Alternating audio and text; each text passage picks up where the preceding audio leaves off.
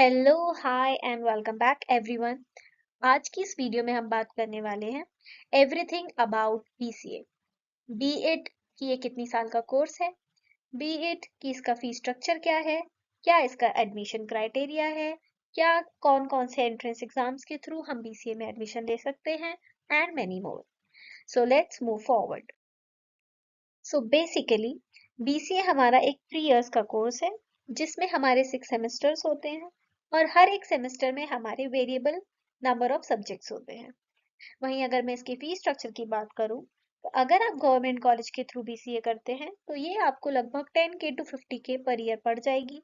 वहीं अगर आप एक प्राइवेट यूनिवर्सिटी या कॉलेज से बीसीए करते हैं तो ये आपको approx 50K to 12PA per year पड़ जाएगी, विच is again a variable and that can differ. अगर मैं इसके एडमिशन क्राइटेरिया की बात करूं तो you should be a 12th pass with a minimum of 50%। अगर आपके 12th में 50% या उससे ज्यादा होते हैं तो you are eligible to apply in BC.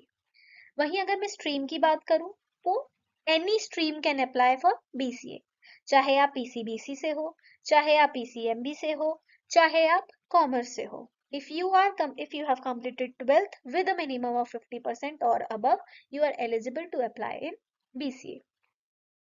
Next is what are the admission ways. किस किस तरीके से हम बीसीए में एडमिशन ले सकते हैं। तो बेसिकली बीसीए में एडमिशन लेने के दो वेज हैं। सबसे पहला, या तो आप एंट्रेंस टेस्ट के थ्रू एडमिशन लो या फिर दूसरा आप डायरेक्ट एडमिशन लो। अगर आप एंट्रेंस टेस्ट के थ्रू एडमिशन लेना चाहते हो तो आपको इनमें से किसी एक एग्जाम को क्लियर करना पड़ेगा और फिर आपकी मेरिट के हिसाब से एडमिशन हो जाएगा। अब एंट्रेंस टेस्ट कौन कौन से होते हैं? सीयूईटी, एसईटी, आईपीयूसीईटी, सीयूसीईटी और एमईटी। अब अगर मेरा खुद का प्रेफरेंस आप मानोगे, you should go with CUET और इधर सीयूसीईटी। बाकी भी है बट मेरा खुद का पर्सनल ये दो।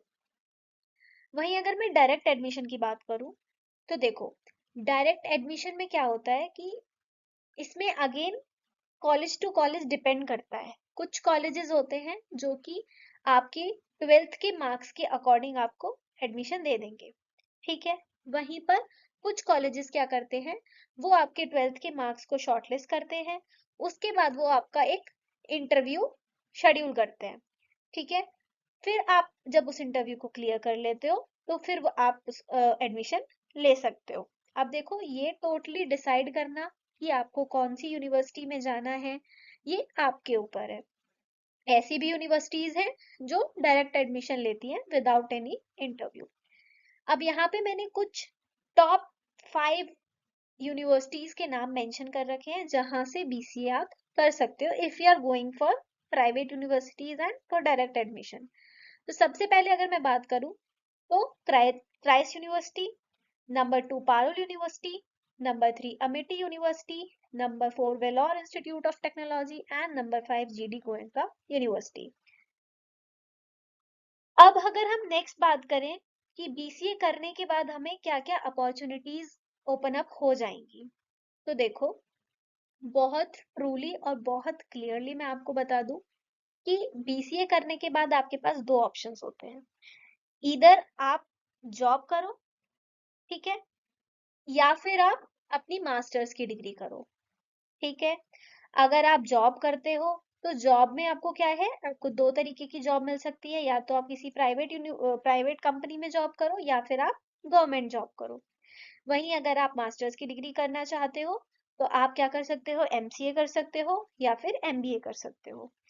अब कंफ्यूजन ये आएगी कि भाई एमसीए कब करें और एमबीए कब करें। तो देखो, अगर आपका इंटरेस्ट कंप्यूटर एप्लीकेशन में थोड़ा सा भी है, अगर आपका थोड़ा सा भी प्रोग्रामिंग की तरफ झुकाव है तो you should go with MCA. वहीं अगर आपको ये लगता है कि मुझसे प्रोग्रामिंग नहीं होगी, मैं टेक्निकल बैकग्राउंड को नहीं बियर कर पाऊंगा, तो you should go with MBA. MBA is suitable for business purposes. अगर आपको लगता है कि आपका बिजनेस में दिमाग चलेगा तो you should go with MBA. अब देखो, अगर आप एमसीए के लिए कैरी फॉरवर्ड करते हो तो उसके लिए हमें फिर से दो दो चीजें हैं। या तो हम क्या कर लेंगे, एग्जाम दे देंगे, या तो हम क्या करेंगे, डायरेक्ट एडमिशन ले लेंगे यूनिवर्सिटी अपने आप डिसाइड करके। अगर आप एग्जाम के थ्रू एमसीए क्लियर करना चाहते हो तो you should go with NIMCET exam, ठीक है। वहीं अगर आप डायरेक्ट एडमिशन लेना चाहते हो एमसीए में तो there are variable number of universities available, you should go and check for that, ठीक है। अब अगर आपने एमसीए कर ली, अब आपने बीसीए कर ली, तो अब आपके दिमाग में ये आएगा कि भाई मेरी एवरेज सैलरी कितनी होगी।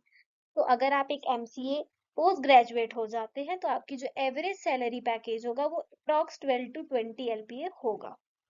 अब यहाँ पे मैं एक चीज बहुत क्लियरली मेंशन करना चाहती हूँ, अगर आप एज ए फ्रेशर ज्वाइन कर रहे हैं तो देर इज अ चांस कि आपको स्टार्टिंग में इतना एलपीए नहीं मिलेगा, लेकिन विद इन अ ईयर और टू आप यहाँ तक इजिली पहुंच जाएंगे।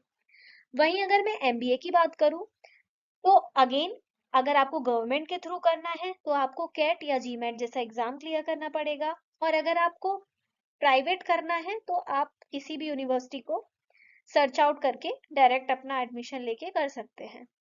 अब वही चीज आएगी कि अगर हम एमबीए करते हैं तो हमें कितना पैकेज मिलेगा। तो देखो, अगर आप एमबीए कर लेते हैं तो जो आपका एवरेज पैकेज होगा वो अप्रोक्स 23 to 32 एलपीए होगा, विच इज अगेन, मैं अपने शब्दों को रिपीट करना चाहूंगी, स्टार्टिंग में एज अ फ्रेशर आपको 23 to 32 एलपीए नहीं मिलेगा। मैं आपको डिमोटिवेट नहीं कर रही हूँ, बट स्टार्टिंग में आपको approx 7 to I guess 9, yes 7 to 9 LP आपको इजिली मिल जाएगा एमबीए में, ठीक है। Which is again within a year और टू आप यहाँ तक इजिली पहुंच जाओगे, करेक्ट।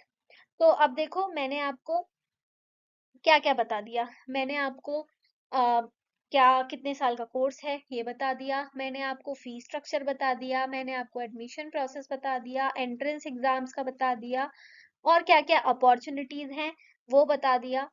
तो अब यस, एक चीज और बताना मैं भूल गई, आपका यहाँ पर एक क्वेश्चन होगा कि भाई बीसीए कर ली, अब बीसीए करने के बाद हमको अगर हम जॉब करना चाहें तो हमारा पैकेज कितना होगा, राइट। तो अगर आप बीसीए के बाद जॉब करेंगे तो आपका एवरेज पैकेज होगा 4 to 6 एलपीए, ठीक है। तो अब आप डिसाइड कर लेना कि आपको बीसीए के बाद जॉब करनी है या बीसीए के बाद एमसीए या एमबीए करना है। Okay guys, that's all from my side. Thank you so much for listening. Please do like, share, and subscribe to the channel. Until next time, keep hustling. Thank you so much.